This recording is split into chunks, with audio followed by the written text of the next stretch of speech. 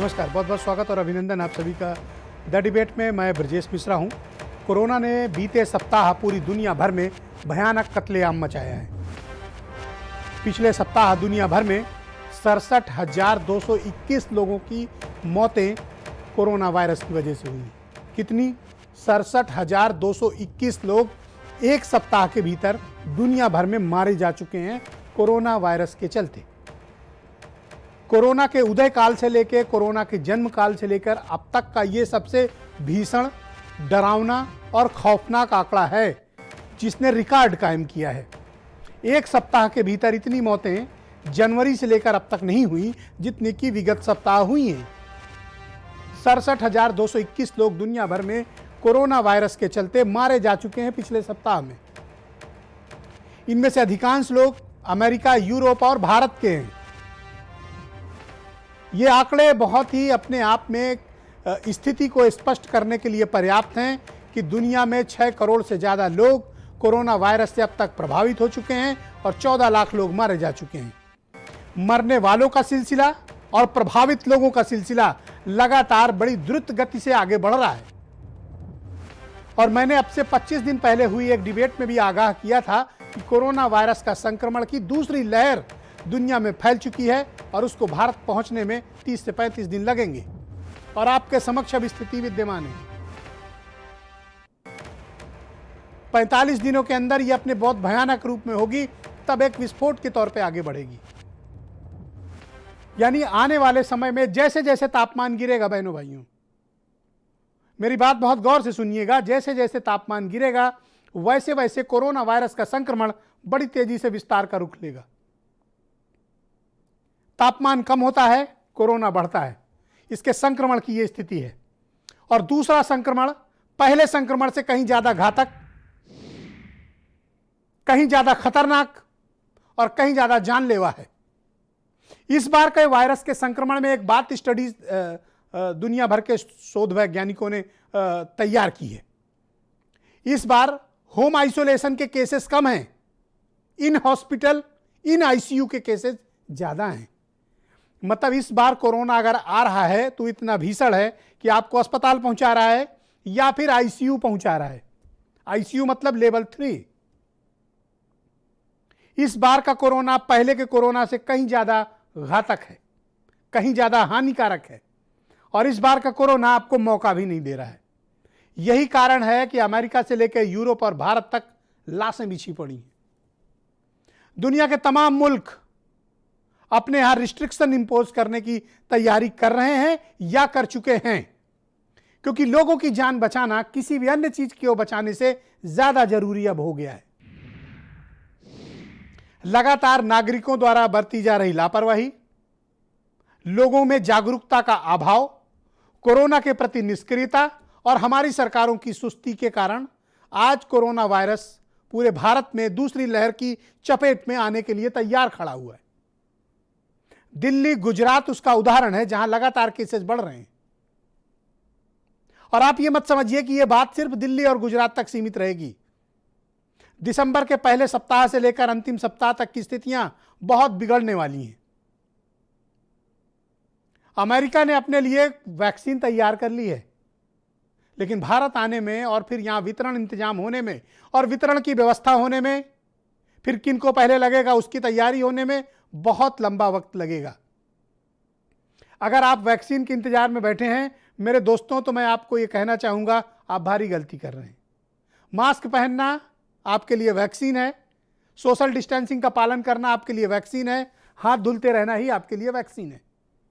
ऐसे खतरनाक केसेस इस वक्त सामने आ रहे हैं कि 3-3, 4-4 दिन लगातार ट्रीटमेंट दिए जाने के बाद भी फीवर 101 पॉइंट से नीचे नहीं आ रहा है, 101 से नीचे नहीं उतर रहा है, 90 से नीचे अगर आपका ऑक्सीजन लेवल बॉडी का आ रहा है। इस तरह के केसेस हमारे समक्ष आ रहे हैं और ज्यादा तादाद में आ रहे हैं। तकलीफ की बात यह है France, Germany, Spain, Italy, Europe, America के दूसरे इलाके, स्वीडन, नॉर्वे, स्थितियां बिगड़ती जा रही हैं। ब्राजील, दूसरी लहर ने इस बार उन लोगों को घुटने पर टेकने को मजबूर किया है जो अपने आप को मेडिकल साइंसेज में सुपर पावर समझते थे, चाहे वो फ्रांस हो या फिर जर्मनी हो।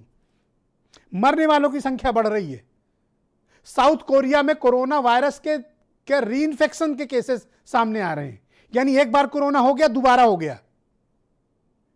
यानी आपका जो इम्यूनिटी लेवल है उसको भी बीट करके वायरस ये दोबारा आपको चपेट में ले रहा है। साउथ कोरिया में इसकी प्रॉपर स्टडी चल रही है कि आखिर हुआ कैसे ऐसे। फ्रांस ने अधिकांश हिस्सों पर लॉकडाउन कर रखा है, इटली ने भी यही किया है, जर्मनी ने भी यही किया है, अमेरिका ने सब कुछ खोल रखा है और अब तक 2,60,000 अमेरिकी मारे जा चुके हैं। इसको आप नेतृत्व की मूर्खता भी कह सकते हैं, या सरकारों का अड़ियलपन कह सकते हैं, या नागरिकों की ढिलाई कह सकते हैं, या कोरोना के नियंत्रण को लेकर ट्रंप की कोई नीति ना होना भी कह सकते हैं। भारत में भी हाल देखिए, आपके पास 91 लाख से ज्यादा केसेज हो चुके हैं और 1,30,000 से ज्यादा हमारे भाई बहन मारे जा चुके हैं। और कितने उदाहरण आपको चाहिए? जिन्हें कोरोना की गंभीरता नहीं पता, मैं उन्हें बताना चाहता हूं, ईश्वर न करे कि आपको या आपके परिवार को उस प्रक्रिया से गुजरना पड़े। यह बेहद घातक, बहुत ही तकलीफ और बहुत ही दुखदायी है। आप इसके कष्ट की कल्पना नहीं कर सकते हैं। यह समाज और परिवार में विखंडन की स्थिति उत्पन्न कर देता है, यह आपको अपने से अलग कर देता है। हॉस्पिटल भेजने के बाद बहुत से लोग अपनों की लाश तक नहीं देख पाए, अंतिम वक्त चेहरा नहीं देख पाए। आप ये समझते होंगे कि रात 8 बजे आकर मैं आपको डराता हूं, तो बहनों भाइयों, 11 महीने से मैं आपको डरा नहीं रहा हूं, सिर्फ स्थिति के बारे में समझा रहा हूं कि जीवन आवश्यक है, आपकी जिंदगी जरूरी है। आप हैं तो सब कुछ है, और यदि आपको कुछ हो गया तो आपके पीछे कौन है, आप इसकी भी कल्पना करें। अगंभीरता, मूर्खतापूर्ण बातें, बेतुके तर्क और कोई पॉलिटिकल एजेंडा से मोटिवेटेड लोग अगर आपको भटकाने की कोशिश कर रहे हैं तो कृपया सावधान हो जाइए, क्योंकि जीवन आपका है। नेता सुरक्षित है, अधिकारी सुरक्षित है, असुरक्षित कोई है तो आप हैं, असुरक्षित कोई है तो डॉक्टर है, असुरक्षित हैं तो कोई पैरामेडिकल का काम करने वाले लोग हैं, कोरोना वॉरियर्स हैं। जागरूकता के सारे अभियान कहां गुम हो गए? और अब तो हालात उत्तर प्रदेश में भी ऐसे हो गए हैं कि अब मरीजों के पास कॉल्स भी नहीं जा रही हैं। अधिकांश प्राइवेट लैब्स में जो कोई भी पॉजिटिव आ रहे हैं उनको कोई पूछने वाला नहीं है, खुद से अपना ट्रीटमेंट कर रहे हैं। क्यों? क्योंकि सरकारी डेटा जब चढ़ेगा तब उनके पास कॉल आएगी, और उसको चढ़ने में कई दिन लग रहे हैं लखनऊ में या उत्तर प्रदेश के दूसरे शहरों में। RT-PCR के टेस्ट हमने कम कर दिए हैं, एंटीजन टेस्टिंग बढ़ाई है। क्यों? RT-PCR टेस्ट ज्यादा प्रभावकारी है, हमें उस पर विश्वास करना चाहिए। तो जिन्होंने अब तक कोरोना को लेकर जागरूकता नहीं फैलाई है, या कोरोना को राजनीतिक हथियार मानते हैं, या कोरोना में भी पॉलिटिक्स ढूंढते हैं, वो निश्चित तौर पर वो लोग समाज के दुश्मन हैं और आपको गंभीर खतरे की तरफ धकेल रहे हैं। मैं आपसे कहना चाहूंगा, जब तक बेहद आवश्यक ना हो अपने घरों में रहें। और जिन लोग कोरोना से निकले हैं, अगर वो अपनी त्रासदी आपको बताएंगे तो वो मौत के मुंह से वापस आने वाले लोग हैं। ये समाज के वो लोग हैं जिन्होंने जीवन को जाते हुए देखा है, हाथ से फिसलते हुए देखा है। क्या हम इनकी बात भी नहीं सुनना चाहेंगे? क्या हम उनकी बात भी नहीं सुनना चाहेंगे जो 11 महीने से इस वायरस के नियंत्रण की लड़ाई लड़ रहे हैं? हम क्या चाहते हैं एक समाज के रूप में, एक सिविलाइज्ड सोसाइटी के रूप में? हमारी अपनी भूमिका क्या है? आप बाजारों में देखें, आप सड़कों पे देखें, आप मार्केट में देखें, आप शॉपिंग कॉम्प्लेक्स में देखें, क्या यह जाहिलाना हरकत नहीं है? क्या हम इतने जाहिल हो गए हैं कि हमें अपनी जान की और अपने परिजनों की जान की कोई कीमत नहीं है हमारी नजर में? या हम आदतन मूर्ख हैं? हम क्या हैं? हमें इस पर विचार करना पड़ेगा। क्या हर बार सरकारी डंडे से या हर बार 2,000 रुपए का जुर्माना लगाए जाने से ठीक हो गए, या फिर स्वयं आपके भीतर जागरूकता उत्पन्न होगी? क्या होगा? क्योंकि दिसंबर और जनवरी बहुत ही खतरनाक हैं, और किसी भी गलतफहमी में मत रहना। इंटरनेट का जमाना है, देख लो अमेरिका में क्या हो रहा है, देख लो यूरोप में क्या हो रहा है। उनके यहां जो अति साधन संपन्न हैं, अति साधन संपन्न, आपके यहां तो कुत्ता काट ले तो इंजेक्शन लगाने के लिए डॉक्टर उपलब्ध नहीं है। उनके यहां आईसीयू बेड्स भरी पड़ी हैं, उनके यहां आईसीयू बेड्स में जगह नहीं बची हैं, हालात इतने खराब हो गए हैं। आप कहां टिकते हैं उनके सामने? लोग मर रहे हैं, मरने दीजिए। इस तरह का जो एटीट्यूड है ये समाज के लिए घातक है, समाज के लिए हानिकारक है, जानलेवा है। और मैं उन लोगों को जरूर सजेस्ट करूंगा जो 55 साल की उम्र पूरी करके आगे की तरफ बढ़ रहे हैं, अगर उन्हें किसी भी प्रकार की डिजीज है, कोई बीमारी है, विशेष तौर पर अगर शुगर की बीमारी है, घर पर रहो। शादियां होती रहेंगी, त्योहार होते रहेंगे, लोग आते जाते मिलते रहेंगे, पर आपको अपने को सुरक्षित रखना है। किसी अन्य प्रकार की बीमारी है, आपको दिल की बीमारी है, किडनी की बीमारी है, अस्थमा की प्रॉब्लम है, घर पे रहिए। 50-55 साल की उम्र से अधिक के लोग विशेष एहतियात बरतें इस दौर में। लोग कहते हैं आपको लब जिहाद पे डिबेट करनी चाहिए। क्यों भाई? इससे ज्यादा जरूरी क्या है कि हमारे देश के नागरिक संकट में हैं, हम आप संकट में हैं।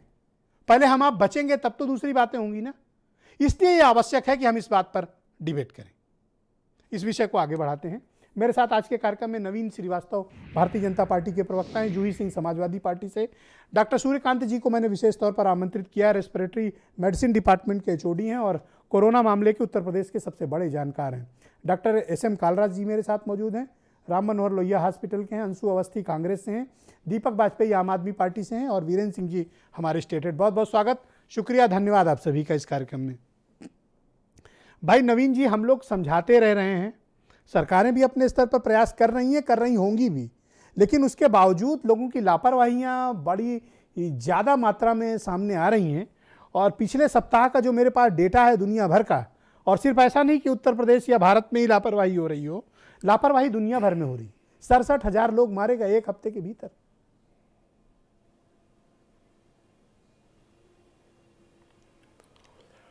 ब्रजेश जी, मैं तो आपको बहुत बहुत साधुवाद दूंगा कि इस गंभीर विषय पर आप लगातार जनता को जागरूक करने का प्रयास कर रहे हैं।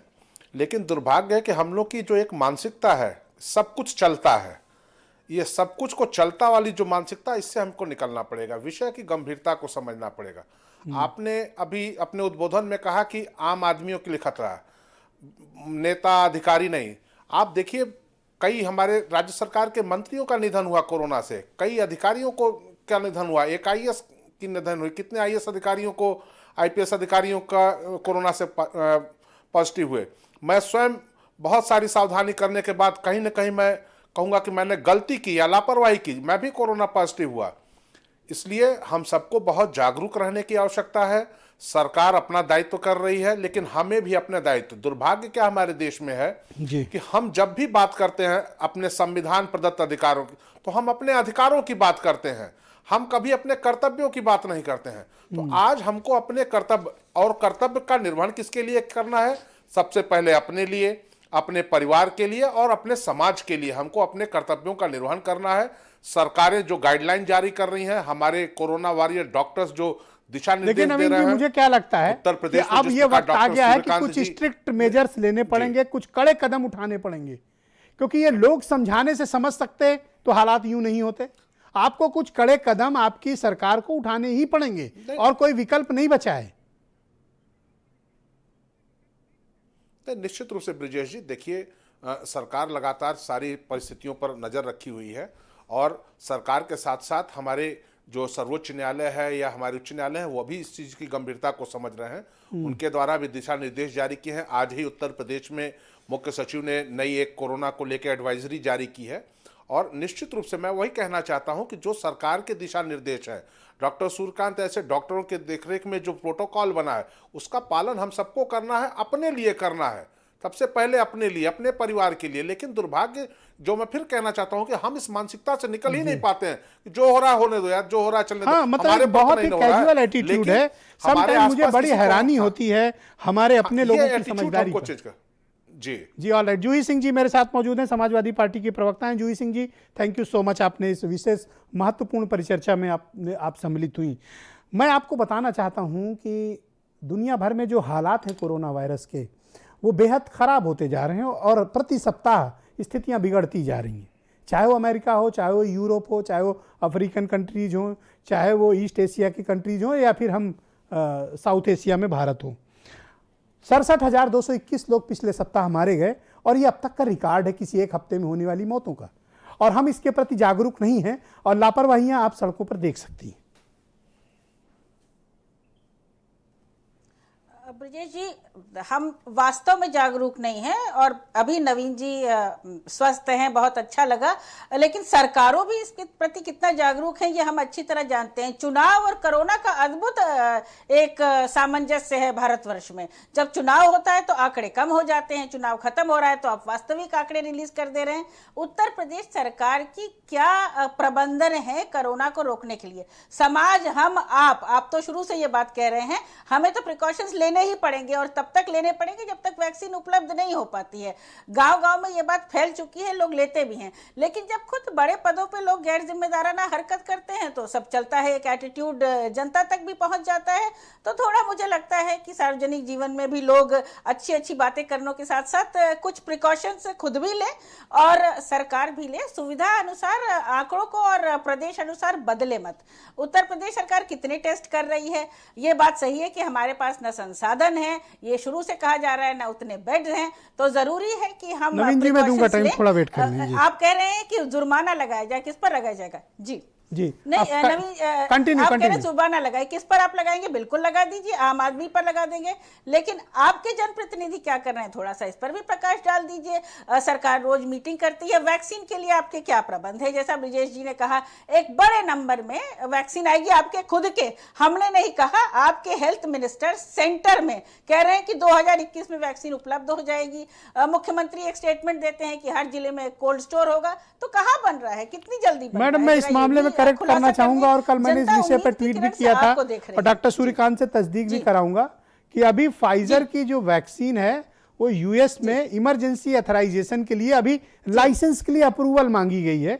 उम्मीद है कि 10 तारीख तक उनको अप्रूवल मिलेगी, फिर 12 से वो यूएस में लगाना शुरू करेंगे। अभी भारत की बारी बहुत दूर की है, तो अभी हमें वैक्सीन को लेकर कोई बहुत एक्साइटमेंट दिखाने की आवश्यकता नहीं है। हमें उसके लिए पहले इंफ्रास्ट्रक्चर डेवलप करना पड़ेगा। ब्रिजेश जी, अगर हम नहीं तो इंफ्रास्ट्रक्चर फिर पिछले बार की तरह हो जाएगा कि पलायन करने लगेंगे लोग, पैदल चलने लगेंगे। अचानक आपने सब कुछ बंद कर दिया, तो आज की क्या तैयारी है? जब तक ये वैक्सीन आएगी तब तक तो उत्तर प्रदेश सरकार अंशु अवस्थी, आपको क्या लगता है कि कोरोना को लेकर जो लापरवाही है वो सरकार के स्तर पर है या जनता के स्तर पर है, या हम ठीक से क्यों नहीं हैंडल कर पाए कि आज 91 लाख केस हो गए? जब मैं कहता था कि 10 लाख केस हो जाएंगे तब लोग मुझे कहते थे कि आप डरा रहे हैं, और आज 91 लाख केस है और कोई उस पर चर्चा करने को तैयार नहीं कर रहा। साहब अंशु।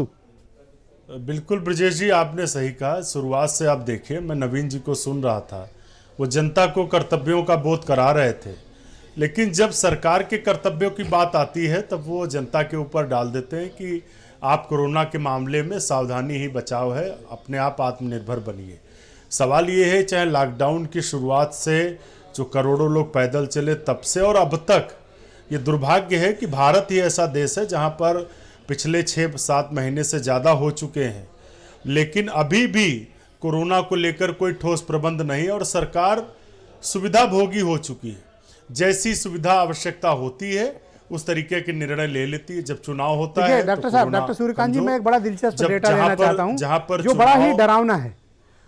अभी लास्ट वीक में अमेरिका में इन हॉस्पिटल केसेस, यानी अस्पताल में भर्ती होने वाले मरीजों की संख्या 101% बढ़ी। जी, लास्ट वीक की बात है, जो भी पिछला हफ्ता बीता। डेथ केसेस का जो एवरेज है वो 83% बढ़ा, 83%। और ये मेरी रिपोर्ट नहीं है, ये जॉन हॉपकिंस की रिपोर्ट है। 83% कैजुअलिटीज बढ़ी, मतलब डेथ बढ़ गई और हॉस्पिटल केसेस बढ़ गए। और उस पर भी गंभीर बात यह है कि तकरीबन 70% इन आईसीयू केसेस हैं, मतलब उन मरीजों को आईसीयू में शिफ्ट करना पड़ा।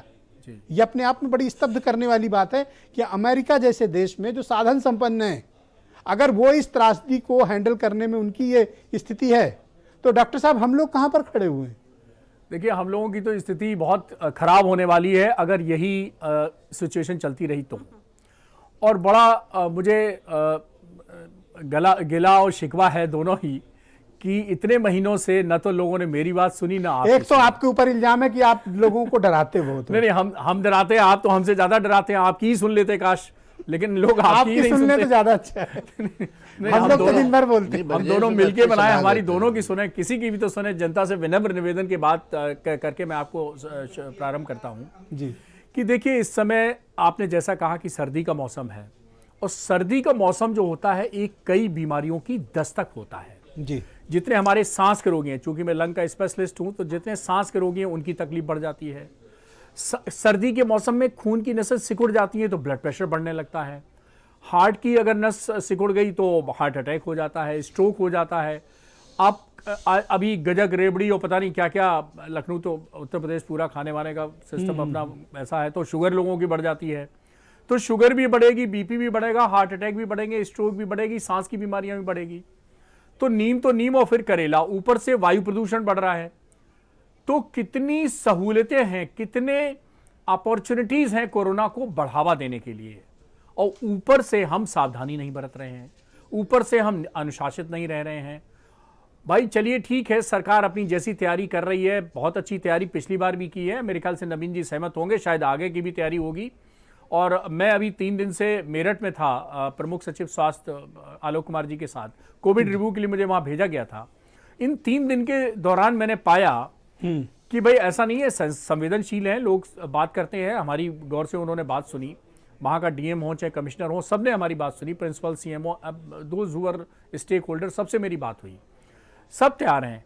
लेकिन ऐसा ना, 2 चीजें होती हैं, एक होती है सरकार की तैयारी और दूसरी जनता की भागीदारी। दोनों में बैलेंस होना चाहिए, दोनों में सामंजस्य होना चाहिए। लेकिन मैं आपको बता दूं, मेरठ में भी गया मैं, ऐसे ही घूमते घामते हस्तिनापुर भी चला गया, गांव में भी चला गया। लेकिन जैसे जैसे आप, अब एक उदाहरण तो मुझे बहुत अच्छा लगा कि मैं एक डॉक्टर साहब के साथ गया मंदिर दर्शन करने के लिए, बड़ा फेमस मंदिर है वो, शंकर जी का मंदिर मेरठ में, जहाँ से 1857 की क्रांति उसी स्थान से शुरू हुई थी। तो मैंने कहा ऐतिहासिक स्थान के दर्शन कर लूँ। दूसरे डॉक्टर साहब के पास वो गाड़ी में ही मास्क भूल आए, जब वहाँ पहुँचे तो उसने कहा नहीं, बिना मास्क के नहीं। तो देखिए मुझे बहुत अच्छा लगा, मैंने कहा नहीं डॉक्टर साहब मैं ऐसा, मैंने कहा अब तो मैं आपको मौका भी नहीं दूंगा, गाड़ी में जाइए, मैं ही जाऊँगा, मास्क मेरे पास था, मास्क मैं लगाए हुए था। तो मुझे बहुत अच्छा लगा कि भाई मंदिर के अंदर इतनी व्यवस्था है, लोग जागरूक हैं कि बाहर एक आदमी खड़ा बिना मास्क के उसने अंदर नहीं जाने दिया। भाई इतनी चाक चौबंद व्यवस्था पर क्या नागरिक जागरूक हैं? जी नागरिक नहीं बिल्कुल जागरूक है। मैं कहूंगा कि लगभग 90% नागरिक बिल्कुल जागरूक नहीं है। ये बिल्कुल मैं आपको अपने अनुभव के आधार पर और अपने एक्सपीरियंस के आधार पर मैं कह सकता हूं कि नागरिकों ने तो ये मान लिया है कि अनलॉक 1 2 3 4 5 6 हो गया, सब खुल गया, खुला खेल फर्रुखाबादी, अब चलने दीजिए। ये लोगों के अंदर मेंटलिटी, आप कहीं भी चले जाइए, अभी मैं नाम नहीं लूंगा, अखबार में फोटो देख रहा था, कल रात को लौटा, आज सुबह का अखबार पढ़ा तो एक बड़ा उसका आयोजन हो रहा था और वहां नीचे लिखा था कि आयोजन तो बहुत अच्छा हुआ, और देखिए फोटो में शारीरिक दूरी का कोई नियम पालन नहीं हुआ। तो ना शारीरिक दूरी हो रही है, ना मास्क लग रहा है, सब ऐसे चल रहा है। इस बात में कितनी सच्चाई है कि कोरोना की जो सेकंड वेव आई है जी, दुनिया के चाहे दूसरे हिस्सों में या भारत में, तो इन हॉस्पिटल केसेस बढ़े हैं, नंबर ऑफ डेथ्स बढ़ी हैं और इनका परसेंटेज बढ़ा है, ये सही बात है? ये बिल्कुल 100% सही बात है। और आप दिल्ली का उदाहरण देख ही रहे हैं कि दिल्ली में कितनी स्पीड से केसेस बढ़ रहे हैं और कितनी स्पीड से मॉर्टेलिटी बढ़ रही है। तो ये ऐसे केसेस हैं कि घर पे ठीक हो सकते हैं या इनको हॉस्पिटल लाना पड़ रहा है? दिल्ली के एडजॉइनिंग मेरठ, गाजियाबाद, गौतम बुद्ध नगर, ये जितने 4-5 जिले हैं, सहारनपुर, इन जो जहां पे रोज दिल्ली आ जा रहे हैं लोग, उनमें केसेस एक्सपोनेंशियली बढ़ रहे हैं, बहुत ज्यादा बढ़ रहे हैं। सजेस्ट करेंगे कि हम दिल्ली बॉर्डर बंद कर दें? नहीं, दिल्ली बॉर्डर पे कम से कम मैंने तो ये सुझाव दिया है कि आपको, जैसे आपने कहा ना एंटीजन टेस्ट बढ़ाए, तो मैंने कहा कि बॉर्डर पे सबको कहिए कि पहले एंटीजन टेस्ट कराएं तभी बॉर्डर क्रॉस करें। अगर आप एंटीजन टेस्ट क्वालिफाई कर रहे हैं then you can go, otherwise you can't go. Antigen test का आधा घंटे में रिपोर्ट आ जाता है, आधा घंटा तो आपका जाम में ही कहीं लग जाता है, आधा घंटे में आपकी रिपोर्ट आ जाएगी, वहीं आपको डिक्लेयर कर दिया जाएगा whether you are free to cross the border और नॉट। इतना मैंने बहुत सारे सजेशन दिए हैं। अच्छा, कुछ सवाल आए हैं मेरे पास आपके लिए कि L3 हॉस्पिटल पे ले जाने की स्थिति कब बनती है? जब 2-3 दिन टेम्परेचर कंट्रोल ना हो या 90 से नीचे लगातार ऑक्सीजन लेवल हो, आप क्या सजेस्ट करना चाहोगे? बहुत से लोग घरों पे सुन रहे हैं तो वो सवाल पूछ रहे हैं फेसबुक पर। ब्रजेश जी, मेरठ के सर्किट हाउस में जहां मैं रुका हुआ था, तो जब मैंने पहले दिन की मीटिंग की तो मुझे मेरठ मेडिकल कॉलेज के प्रिंसिपल ने बताया कि साहब अब बताइए, तो इस तरह के सवाल आए आपके पास भी? 39 केसेस की मोर्टेलिटी थी पिछले दिनों की, पूरे नवंबर की। मैंने एक एक केस, हम लोगों की टीम ने एक एक फाइल, एक एक केस शीट देखी, और प्रिंसिपल साहब से जब कहा, मैंने कहा साहब 3 तो इसमें ब्रॉड डेड आए हैं, इतने केसेस आए हैं जिनका पल्स ऑक्सीमीटर ऑक्सीजन सेचुरेशन ही आपके एंट्री पे 40 था, 50 था, तो ये कैसे हो रहा है? तो उन्होंने कहा डॉक्टर साहब वही तो मैं कह रहा हूं कि हम मेडिकल कॉलेज में इलाज कर सकते हैं, अमृत थोड़ी बांट सकते हैं। अब 40 ऑक्सीजन सैचुरेशन लेके अगर मेरठ मेडिकल कॉलेज में कोई आ रहा है मरीज, तो मेरठ मेडिकल कॉलेज के डॉक्टर कौन सी ऐसी विधा से ठीक करें जो तो ये उनको ठीक करने L2 की से नहीं कर L3 सकते। में शिफ्टिंग में इसका जी, मतलब एक गड़बड़ी प्रमुख हो रही है। रीजन था मेरठ में जी, जो ये पाया गया कि L2 से L3 में लेवल में थोड़ी सी सावधानी नहीं बरती जा रही है। तो मैंने इसके लिए वहीं क्या पे गाइडलाइन है कि आप इमीडिएट L3 में ले जाएं? वहीं पे अगले दिन अखबार में मेरे इंटरव्यू में छापा भी है लोगों ने। वहां रात में मैंने बैठ के 7 पॉइंट फॉर्मूला वहां के डॉक्टर्स को, इंडियन मेडिकल एसोसिएशन के वो आप रिप्रेजेंटेटिव यहाँ भी को- पढ़ दें ताकि लोग जी, सुन मैं लें, पढ़ जागरूक देता- हो जाएं। मैं पढ़ देता हूं। पहला पॉइंट है कि जनरल कंडीशन लो है और अगर चेतना यानी कॉन्शियसनेस में गड़बड़ी आ रही है तो ये लेवल 3 का केस बनता है। नंबर 2, अगर नब्ज यानी पल्स रेट 120 से ज्यादा हो रही है तो ये लेवल 3 का है। कृपया छोटे मोटे अस्पताल ना रखें, इसको लेवल 3 हॉस्पिटल में भेजें। नंबर 3, अगर ब्लड प्रेशर ऊपर वाली जो रीडिंग है 90 से नीचे जा रही है तो ये केस बनता है लेवल 3 का। नंबर 4, अगर पल्स ऑक्सीमीटर पर ऑक्सीजन सैचुरेशन 90 से नीचे जा रहा है तो ये केस बनता है लेवल 3 का। नंबर 5, 48 से 72 घंटे के इलाज के बावजूद भी, जैसा आपने कहा कि टेम्परेचर 101 से ऊपर रह रहा है, मुझे लगता 3-4 पॉइंट तो आपने बिना हमारी बताए असल में बता दिए। आपने इतना ट्रेंड कर दिया कि अब मैं आपका जूनियर बनने के लिए भी तैयार हूँ। नहीं नहीं नहीं, मुझे खुशी होगी आप जैसे जूनियर मुझे मिले, ये तो मैं चाहता हूँ। तो नंबर 5 ये हो गया। आप तो कई मर्ज के डॉक्टर हैं। जी हाँ, ये तो कई मर्ज के हैं, हम तो कोरोना के, ये तो कई मर्ज के हैं जी। और अगला पॉइंट ये है कि मल्टी ऑर्गन डिसफंक्शन, यानी फेफड़े के साथ साथ निमोनिया और उसके साथ साथ अगर साथ में हार्ट की भी प्रॉब्लम हो रही है, डायबिटीज भी अनकंट्रोल्ड हो रही है, लिवर की प्रॉब्लम अनकंट्रोल्ड हो रही है, किडनी फेलियर में जा रही है, तो भी एक केस है। तो जो मैं ये आपको- कह सकता हूं, अभी हम लोग कह सकते हैं कि 55 प्लस हैं आप और हाँ। किसी भी प्रकार की आपको बीमारी है, जी। विशेष तौर पर शुगर, लीवर, किडनी इत्यादि, जी अस्थमा वगैरह की, तो घर पर रहें। बिल्कुल बिल्कुल, शादी आपने वगैरह में बिल्कुल ना सही जाएं। कहा, आपने बिल्कुल सही कहा। बचपन हो चाहे 55 हो, कृपया घर में ही रहें, तभी सुरक्षित रहेंगे। वाह, और वो सभी महिलाएं जो या गर्भवती हैं, वो बच्चे को दूध पिला रही हैं, वो भी साथ में। All तो right, बचपन हो चाहे 55 हो या प्रेग्नेंट। दीपक वाजपेयी आम आदमी पार्टी के प्रवक्ता हैं। दीपक, मैं आपसे जानना चाहता हूं कि दिल्ली में स्थिति क्यों बिगड़ी और उत्तर प्रदेश में क्या हो रहा है कोरोना को लेकर, हमसे ये लापरवाही क्यों हुई, सरकारों का क्या रोल रहा है इसमें, और हम इस वायरस से एकजुट होकर कैसे निपटे? जी देखिए, पूरी जो डिस्कोर्स आपने शुरू किया है वो बहुत कमाल का डिस्कोर्स है कि सब लोग साथ आकर ही इससे जीत सकते हैं। त्रासदियां आती हैं लेकिन उससे इंसान ही लड़ता है। सुनामी भी आती है, भूकंप भी आता है, इंसान को ही लड़ना होता है। आज हमें साथ आके करना है। लेकिन दुर्भाग्य है ब्रजेश जी, मैं आपको बताऊं कि दिल्ली में हमने छठ महापर्व पे लोगों से कहा कि आप घर में रहें, घाटों पे मत जाएं, बड़ी संख्या में पहुंचेंगे, इंस्पेक्शन होगा। आपको पता है भारतीय जनता पार्टी ने प्रेस कॉन्फ्रेंस करके कहा कि इस कानून को तोड़िए, हम इसके खिलाफ हैं। सार्वजनिक स्थान पर छठ बनाने के लिए लोगों का आह्वान किया। यह मानवता के खिलाफ अपराध है।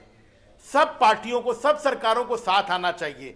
दिवाली पे हमने कहा कि पटाखे मत जलाइए, भारतीय जनता पार्टी ने प्रेस कॉन्फ्रेंस करके कहा कि पटाखे जलाइए, ये हिंदू धर्म की अस्मिता का सवाल है। इनको लोगों की, मतलब ये मानवता के खिलाफ अपराध है। और जब जहां इनकी सरकारें हैं वहां पे ये क्या कर रहे हैं, वहां अगर आप पहुंचेंगे तो उत्तर प्रदेश सरकार में पीपीई किट का घोटाला हो गया। इन्होंने 800 रुपए का जो ऑक्सीमीटर आता है वो 5000 रुपए का खरीद के बेच दिया और पैसे बना लिए, दलाली खा ली। जो 1800 रुपए का थर्मोमीटर आता है वो 11000 रुपए में इन्होंने खरीदा और उसके ऊपर एसआईटी बना दी। आज एसआईटी पे एसआईटी बनती चली जा रही है। आप अभी तो साथ देने की बात कर रहे थे, अब आप इनके ऊपर पॉलिटिकल अटैक शुरू कर दिए हैं। अभी तो हम लोग ये संकल्प ले रहे थे कि हम लोग मिलजुल कर इस डिजीज से लड़ें, इस महामारी से लड़ें, इस आपदा से लड़ें। आरोप लगाने पर ओके, ये दीपक जी। सर्वोच्च न्यायालय ने कैसे दुत्कारा ब्रजेश जी, इनको? जी। ब्रजेश बता रहे हैं। जी, आप बताइए कि पूरी दुनिया का आपने अध्ययन किया है। हाँ, पूरी दुनिया में लोग, सरकारें इस बीमारी से हारी होंगी, जीती होंगी, 4 लाख लोगों को पर भोजन दुनिया देने में की बात कौन सी करके सरकार है यूपी वालों को, जिसने यूपी पीपी वालों किट को का घपला किया हो, शर्म जिसने नहीं आती है। ऑक्सीमीटर का घपला किया झूठे जगह हो बात और करें इन्होंने नहीं। थर्मामीटर का घपला बात किया हो। बात छोड़ दे रहे हैं। हिमेटोलॉजी का जो एनालाइजर है वो 1,10,000 रुपए का आता है, वो अरे 3 घपला से कर 3 लिया लाख बताओ। 30 पर अभी तो आप कह रहे थे कि हमें मिल के लड़ना है, दीपक जी। केवल भारतीय जनता पार्टी की सरकारों ने किया है। ये मानवता के खिलाफ अपराध है। खाली एक और कारण वो बताओ पहले एसआईटी तो। ओके। नवीन जो जी कह रहे थे समझ 10 दिन में रिपोर्ट देगी, हमारी वो मैं तो जानना, डब्ल्यूएचओ ने तारीफ की है। उत्तर प्रदेश के सभी लोग जानना चाहते हैं ब्रजेश जी, कि एसआईटी पूछिए। की रिपोर्ट के आधार पे हमारी तो आपने किन WHO अफसरों के ऊपर तारीफ की मुकदमे है। दर्ज किए, इनको सर्वोच्च कितने न्यायालय लोग में जेल पकड़ा भेजे गए, है। कितने लोगों से रिकवरी की फर्जी गई, झूठे आपकी आरोप पार्टी के कौन कौन से नेता जेल नौटंकी करने गए। वाले मतलब आप यहाँ पे शर्म नहीं लाशों आती की है इन दलाली लोगों को। कर रहे हैं। इससे बड़ा क्या अपराध होगा जो पार्टी केंद्र में प्रदेश में सरकार चला रही है। थैंक यू, थैंक यू, वो थैंक यू, पार्टी थैंक के यू। लोग जहां विपक्ष में है, वहां पर कानून तोड़ने की डॉक्टर कोशिश एस एम करते कालरा, हैं। Thank you. लोगों से आप आह्वान दोनों करते शांत हो हैं जाएं, कि आप कृपया शांत हो कानून जाएं। तोड़िए और बीमारी मेरे को दोस्तों फैलाइए कृपया शांत हो और जहां जाएं, सरकार में मेरा वादा लिहाज करें। करके शांत हो जाएं, मेरा लिहाज करके शांत हो जाएं, शांत, कृपया शांत हो जाएं। ओके डॉक्टर कालरा, मैं आपसे समझना चाहता हूं कि आपका अनुभव क्या कहता है कि हमें इस वक्त विशेष तौर पर जो इस वक्त मौसम चल रहा है, किस प्रकार का प्रिकॉशन ज़्यादा लेना होगा ताकि हम इन इन्फेक्शन से या इस प्रॉब्लम से बच सकें। देखिए ब्रजेश जी, पहले जो आपने शुरुआत जिससे की थी, जो कहा वो आपने सही कहा कि सेकंड वेव्स आएगी, बहुत ज़ोर से आएगी। और क्योंकि पहले गर्मी थी, वायरस 72 घंटे रहता था, अब सर्दियां आ रही है, ये 4 दिन 5 दिन 6 दिन तक रह सकता है।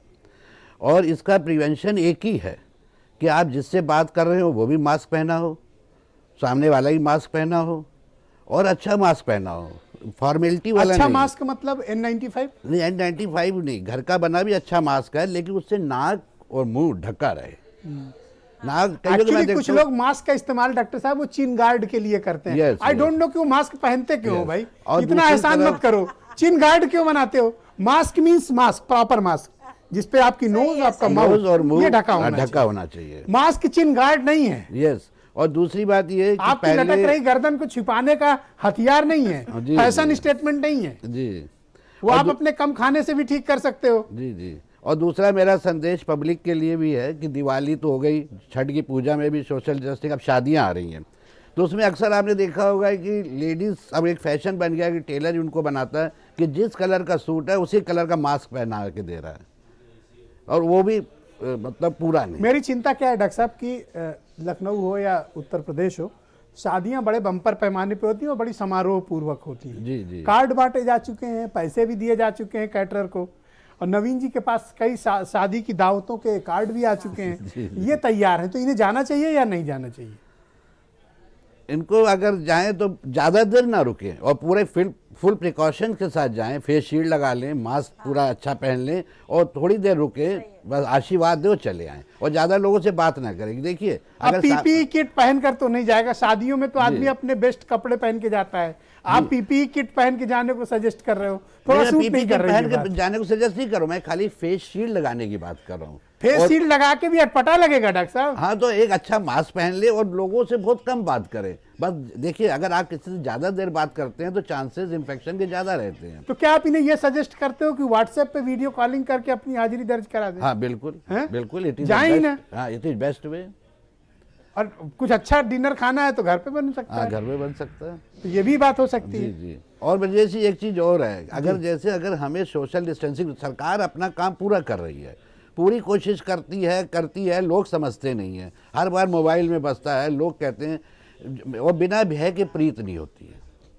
जब एक सेक्टर वाइज, थाना क्षेत्र वाइज, सेक्टर वाइज एक मजिस्ट्रेट होना चाहिए जो कि राउंड ले, वो अपने पुलिस फोर्स है, उसकी इतनी पावर हो, भले वो मेडिकल का हो, जो राउंड लेता रहे, मार्केट में जाए, एक दुकान वाला जो है नहीं, वो अधिकार है, वो मिला हुआ है, वो एपेडमिक एक्ट में मिला हुआ है, वो ऑलरेडी है। लेकिन मैं उसको ये चाहें तो उसका इस्तेमाल करें। इस्तेमाल नहीं हो रहा है उसका। डीएमए 2005, डिजास्टर मैनेजमेंट एक्ट 2005 में ये है। इनको अधिकार प्रदत्त है। हाँ, लेकिन ये हो नहीं रहा है। मैंने हो नहीं रहा है, ये मैं सहमत हूँ। जी जी। मैं एक वीरेंद्र जी भी आ गए हैं डिबेट में। भाई वीरेंद्र जी, आपने देखा कि उत्तर प्रदेश हो या देश हो या दुनिया की दूसरे मुल्क हो, कोरोना वायरस का संक्रमण बड़ी तेजी से विस्तार रूप ले रहा है, और जैसा कि हम लोग पहले भी डिस्कस कर रहे थे, तापमान गिरेगा तो संक्रमण और तेजी से फैलेगा, और ये दूसरी वेव पहले से ज़्यादा खतरनाक है। हमने इससे पहले वाले से क्या सीखा और दूसरे वाले के लिए हमारे पास क्या इंतजामात हैं? लगभग 1 लाख केस रोज पहुंच गए थे इस देश में, वहाँ काफ़ी गिरावट आ गई थी। लेकिन अब आज की स्थिति फिर यह कि 44,000 केस कल पिछले 24 घंटे में पूरे देश में आए हैं। तो इसका मतलब यह है कि फिर दोबारा से हम पीक की ओर बढ़ रहे हैं, और फिर अगर ये आंकड़ा रोज़ 1 लाख सवा लाख तक जाने लगा तो मौतों की संख्या बढ़ेगी और लोगों के जीवन पर संकट आएगा। उत्तर प्रदेश में भी देखिए, आज 6 मौतें हुई हैं लखनऊ में अकेले, और 351 लोग, लखनऊ में 3400 मरीज इस समय है कोरोना के एक्टिव केसेस हैं। तो ये एक लखनऊ नहीं, उत्तर प्रदेश में 23,000 की संख्या पहुंच चुकी है, जबकि हमारी रिकवरी रेट काफ़ी है, 94% के करीब है, लेकिन खतरा टला नहीं है। ये बात सही है कि ये ऐसी बीमारी है जिसका आज तक कोई टीका नहीं खोजा जा सका। 2019 में ये डिटेक्ट हुई और 2020 खत्म होने को आ गया, लेकिन हम आज तक इसकी कोई वैक्सीन बना नहीं पाए और ना दुनिया में कोई साइंस बना पाया। अब पता नहीं कैसे लोगों ने चाइना से माल मंगाया होगा और पटाखा और फुलझड़ी जलाया होगा, लाइटिंग जलाई होगी। पूरी दुनिया में चाइना ने अभी दिवाली पर सप्लाई दी है पूरे हिंदुस्तान को। तो हम चाइना का विरोध कर पा रहे हैं, ना हम वैक्सीन बना पा रहे हैं, ना कोरोना से लड़ पा रहे हैं। तो ये बड़ी सारी चुनौतियां हैं। और आम आदमी, उत्तर प्रदेश जैसे राज्य का आदमी, जहां 70 से 80% जनसंख्या खेती बाड़ी पर आधारित है, जहां लोग उतने जागरूक नहीं हैं, वहां पर उनके लिए ये सब बहुत बड़ी चुनौती, सामना है, समस्या है। लेकिन शहरी क्षेत्रों में इसका फैलाव ज़्यादा। देखिए लखनऊ का जो इंदिरा नगर, गोमती नगर, कैंट का इलाका है, यहाँ पर फिर से जो है लो हॉट स्पॉट बनने की ओर बढ़ रहा है। ये यहाँ मरीजों की संख्या ज़्यादा आ रही है, लेकिन देहातों में अभी भी काफ़ी कंट्रोल है। तो कुल मिलाकर ये है कि हमने क्या सावधानियां बरती इसमें विषय में या नहीं बरती, क्या हुआ? देखिए सावधानी इंडिया में बरतने का बहुत रिवाज नहीं है। यहाँ तो हर चीज़ में कंपटीशन है ब्रजेश जी। पहले पढ़ाई लिखाई में होता था, नौकरी पाने में होता था, अब तो शादियों में भी है कि टॉप 50 में आओगे तभी कार्ड न्योता मिलेगा, तभी जा पाओगे। अब तो वहाँ भी कंपटीशन है। और ये रिवाज अब कोई बचा नहीं कि हम सावधानी बरतें। यहाँ आप जिसको टोकेंगे वो आपको घूरेगा, ज़्यादा ज़बरदस्त होगा तो मार भी देगा। और ना बहुत सारे लोगों की सांस भी फूलती है। जब तक पुलिस चालान न कर दे तब तक मास्क लगाने से सांस भी फूलती है। समस्या ये है, कोई लगाना चाहता नहीं है। अब हो जाए तो देखा जाएगा। यहाँ तो हर चीज़ एक्चुअली मास्क लगाना एक हैबिट है। जो कहते हैं सांस फूलती है ना, अगर आप मास्क लगाने के आदी हो जाएंगे तो आप यकीन मानिए कि आपको मास्क लगाने में भी आनंद आएगा, और फिर बिना मास्क आप नहीं निकलेंगे, आपके हैबिट में हो जाएगा। जैसे चश्मा नहीं लगाते थे लोग पहले, फिर चश्मा लगाने लगे, अब उनकी आदत में आ गया है। वैसे ही मास्क है ब्रजेश जी। मास्क का जो ताल्लुक है वो सुंदरता से भी है। मास्क सुंदरता को खत्म करता है चेहरे की। ओहो। और खास तौर अब से इस एंगल पे मैंने नहीं सोचा था एक्चुअली। अब शादी ब्याह बारात में आप बताइए, इतनी ठंडी में महिलाएं स्वेटर और साल तक तो पहनती नहीं, चेहरे पर मास्क कैसे लगाएंगी? और ये कालरा जी बता रहे थे, डॉक्टर कालरा की नवीन जी को, कि ये पीपी किट पहन के जाइए। अरे वहाँ मारपीट हो जाएगी अगर मास्क पहना दिया जाएगा। पता लगा दुल्हा दुल्हन को समझ न पाएगा, किसी और को बरमाला पहना देगा। तो बड़ा सारे संकट है फिलहाल। लेकिन यह है कि शादियों के लिए सरकार ने एडवाइजरी जारी कर दी है। कोशिश ये करें, लेकिन समस्या ये है कि कितने दिन शादी रोक के रखा जाए। लड़कियों की शादी, लड़कों कितने दिन कुंवारे बैठे रहें। हो तो गया, फरवरी से चल ही रहा है लॉकडाउन। जिन घरों में बच्चे बड़े हैं, नौकरी पेशा में है, रोजगार में, जिनकी शादी की उम्र है, उनकी उम्र आगे कितनी बढ़ाई जाए। माँ बाप के सामने भी चुनौतियां हैं। स्कूल तो बंद ही चल रहा है, स्कूल वालों की फीस पे तो कोई अंकुश है नहीं। मास्क की चर्चा खूब है और पुलिस चालान से कमाई भी कर रही है करोड़ों करोड़ की। सबका मामला ठीक है, आम जनता पिसती है, पिसती रहेगी जी। जालंधर का जो लुधियाना की जो नगर पालिका है, उसने एक स्लोगन निकाला है, अपने शहर में पुतवाया है। उसने लिखा है कि कोरोना हर जगह बारात लेकर पहुंच चुका है और बुआ बनकर आगे आगे ना नाचें, फूफा बनकर मुंह फुलाकर एक कोने में बैठे रहें। ये जो शादियों में जाने के लिए उत्साहित है उनके लिए उन्होंने एक नारा निकाला है। बहरहाल हम सबके लिए, पूरी दुनिया के लिए, पूरे देश के लिए बड़ा संकट का काल है। रोजगार के लिए, नौजवानों की रोजगार के भविष्य के लिए, पढ़ाई के लिए, बच्चों के लिए, बुजुर्गों के लिए जीवन काटना है, साल 2 साल जीवन बचाना है। ईश्वर करे कि जल्दी वैक्सीन आए। दिल्ली में जो कोरोना ने आतंक मचाया। अभी डॉक्टर सूर्यकांत 3 दिन तक वहां गए थे। वहां पर एनसीआर में कैसे इससे बचाव उपाय किए जाएं, कोविड हॉस्पिटलों की क्या व्यवस्था की जाए, इन सब पर सरकार मंथन कर रही है। लेकिन आप सोचिए कि दुनिया के विकसित देश की सरकारें इससे मुकाबला नहीं कर पाई, तो उत्तर प्रदेश में सरकार का जो प्रयास है, जितनी कोशिश है, उसकी सराहना भी होनी चाहिए। क्योंकि अभी प्रधानमंत्री ने कल बहुत सराहना की उत्तर प्रदेश की कि उत्तर प्रदेश के कई सारे ऐसे राज्य रहे जिनसे बहुत बेटर परफॉर्मेंस उत्तर प्रदेश की रही है, मौतें कम हुई हैं और कम संसाधन में बेहतर इलाज करने की कोशिश की गई है। तो बहरहाल जिसका जो विपक्ष और सत्ता पक्ष की अलग अलग बातें हो सकती हैं, लेकिन हमको तो तटस्थ बात करनी है जी। चलिए, कोरोना ने क्या क्या समस्याएं दी हैं, एक साहित्यकार की नज़र में वो आपको बताता हूं कि वो भी क्या दिन थे, क्या ज़माने थे, रोज़ ही ख्वाब देख लेते थे। अब जमी भी जगह नहीं देती, हम कभी आसमां पे रहते थे और सवाल गलियों में फिर रहे थे और लोग अपने घरों में सोए थे। वो मेरे घर नहीं आता, मैं उसके घर नहीं जाता, मगर इन एहतियातों से ताल्लुक मर नहीं जाता। बहुत बहुत शुक्रिया वीरेंद्र जी, बहुत बहुत धन्यवाद आपका। नवीन जी, मैं आपके पास आना चाहता हूं। भारतीय जनता पार्टी दुनिया की सबसे बड़ी पॉलिटिकल पार्टी है। उत्तर प्रदेश में भी आप सबसे बड़ी पॉलिटिकल पार्टी है। आप हर सप्ताह आपकी पार्टी कोई ना कोई पॉलिटिकल कैंपेन चलाती है। मैं आपसे जानना चाहता हूं कि एक कैंपेन आप कोरोना वायरस को लेकर जागरूकता की क्यों नहीं चलाते? क्या सिर्फ चुनाव लड़ना ही किसी राजनीतिक दल का मकसद होना चाहिए? आप सब लोग ये प्रयास करिए। यही चीज़ मैं जूही जी से भी पूछूंगा, कांग्रेस के स्पोक्स पर्सन है, आम आदमी पार्टी वाले, इनसे भी यही पूछूंगा कि पब्लिक अवेयरनेस के लिए भी आप लोग एक जन आंदोलन चलाइए।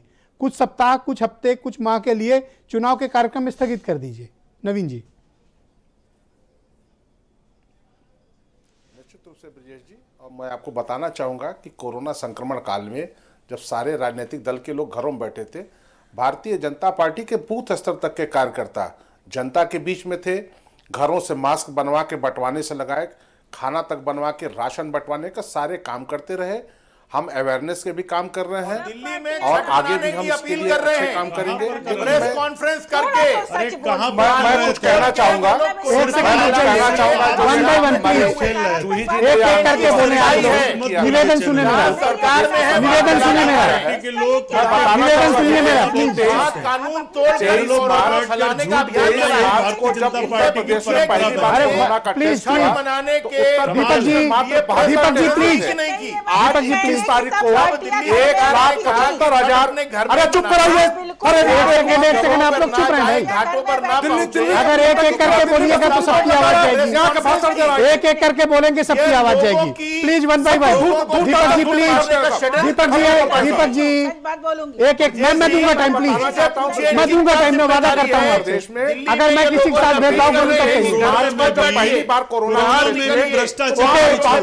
दीपक जी शांत होइए प्लीज, दीपक जी शांत होइए। आपने कहा कि पीपीई किट में भी घोटाला कर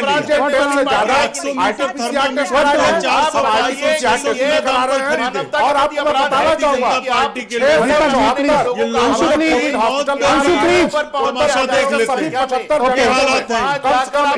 आवाज बंद करिए, सिर्फ नवीन जी बोलेंगे। और हमने जो काम किया है इसको दीपक वाजपेयी ऐसे फर्जी और आप वाले जो फर्जी चरित्र वाले उनके सर्टिफिकेट की नहीं जरूरत है। हमको WHO ने तारीफ की है, हमको इनकी तरह सुप्रीम कोर्ट ने लताड़ा नहीं है जो उत्तर प्रदेश में आके भाषण देते हैं। हमने लगातार जनता के बीच काम किया है और इसीलिए आप देख लीजिए वन बाय वन अपनी अपनी बारी में बोलिए। जिन राज्यों की वो उत्तर प्रदेश में है और ओके, मृत्यु दर जो है वो सबसे न्यूनतम है देश के कई राज्यों। All right, thank you Naveen ji. Okay, yes Juhi Singh, go ahead. Okay Juhi Singh ji, आपकी पॉलिटिकल पार्टी की लार्जेस्ट अपोजिशन है आप यूपी में। जूही सिंह जी, ये खाली एक जूही सिंह जी, आप लार्जेस्ट अपोजिशन है, आप कोई ड्राइव क्यों नहीं चलाती हैं? Okay thank you Naveen ji, Naveen ji thank you. आप सिर्फ जूही जी बोलेंगी। ब्रिजेश जी हम चला रहे हैं, चलाते रहेंगे, कोशिश करते हैं और जो भी हमारे पार्टी कार्यालय पे भी आता है पूरी प्रिकॉशंस लेते हैं, हमेशा लोगों को यही बात करते हैं कि अभी आपकी जान की हिफाजत आप खुद कर सकते हैं। मास्क, सैनिटाइजर, हम अहंकारों की तरह ये नहीं कहते हैं कि केवल हम काम कर रहे हैं और भारतीय जनता पार्टी लोगों की जान से खेल रही है। बहुत सारे लोग यहाँ उत्तर प्रदेश सरकार को सर्टिफिकेट दे रहे हैं, गाजियाबाद गए, नोएडा गए, एनसीआर गए। उत्तर प्रदेश सरकार ने पहले से कितने टेस्ट किए, कितने हॉस्पिटल्स तैयार किए। कई बार उभर के आया है कि प्राइवेट हॉस्पिटल्स कितना पैसा ले रहे हैं कोरोना मरीजों को भर्ती करने के लिए। आपने कोरोना के टेस्ट को कितना महंगा कर दिया, 1600 से 2000, 3 टेस्ट करवाने होते। आम आदमी को कौन से कोरोना टेस्ट उपलब्ध है? तो यहाँ आकर कहना कि प्रमुख सचिव, मुख्य सचिव, मुख्यमंत्री, बहुत आसान है। आम आदमी पार्टी को आप कितनी सहूलियत दे रही है भी बताइए। Okay, all right, thank you ma'am, thank you ma'am, thank you ma'am. Yes, Deepak Vajpayee को है। अब ये दोनों शांत रहेंगे, दीपक बोलेंगे केवल। यस, बहुत पढ़ी लिखी दीपक को महिला है, है, दीपक को है। इस तरह से कम से कम मैं आप सबसे निवेदन करूंगा, जनहित के इस मुद्दे पे ना लड़ें, जनहित के इस मुद्दे पे जनता के साथ हैं। इनको की आवाज बंद, सिर्फ दीपक बोलेंगे। अपील करे लोगों को मास्क बांटे। हम सारे सामाजिक संगठनों के साथ, मुख्यमंत्री एक एक संगठन के मुखिया के साथ बात करके दिल्ली में इंश्योर कर रहे हैं कि हम मास्क बांटने के अभियान में जुटे। नवीन जी प्लीज, नवीन जी रुक जाइए, नवीन जी रुक जाइए। राजनीतिक दल है जो लोगों से कहता है कि छठ का त्योहार मनाने के लिए घाट पे पहुंचिए वरना आपका धर्म खतरे में पड़ जाएगा। नवीन जी प्लीज, गंदी राजनीति, नवीन जी रुक और जाइए। अपने ही धर्म के अवलंबियों को इस खतरे में डालना, ये कैसी राजनीति है?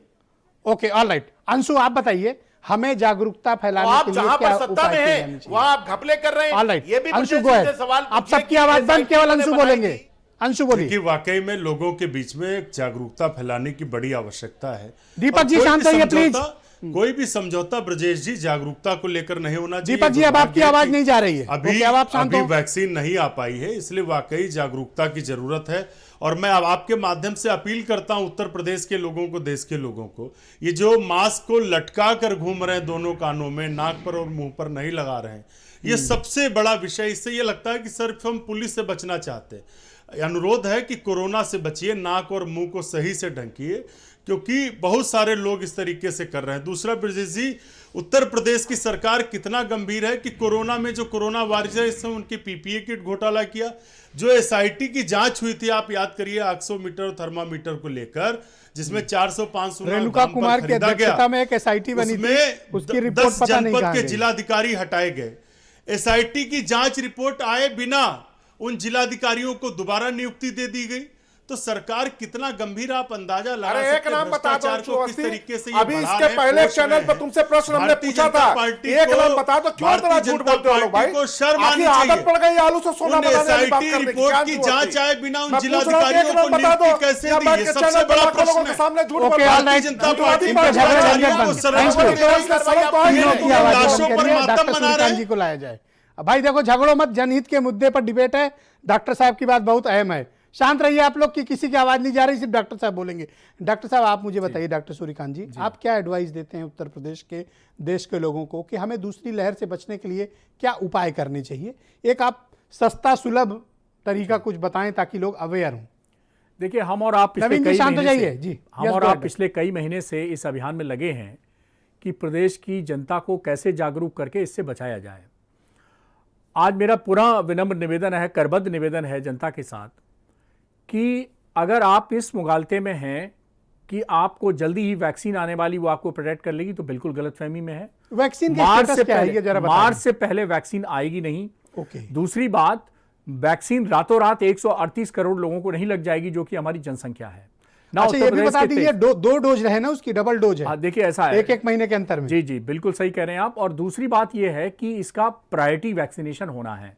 सबसे पहले हेल्थ केयर वर्कर, क्योंकि वो ज्यादा रिस्क पे हैं, बुजुर्ग लोग और ऐसे लोग जो पहले से जिनको कोई ना कोई बीमारियां हैं, दिल की और फिर बीमारी, हमारे लिवर की डिफेंस बीमारी। फोर्सेस जी, उसके बाद सभी कोरोना वॉरियर्स, और उसके बाद जो है वो नंबर आएगा बाकी लोगों का।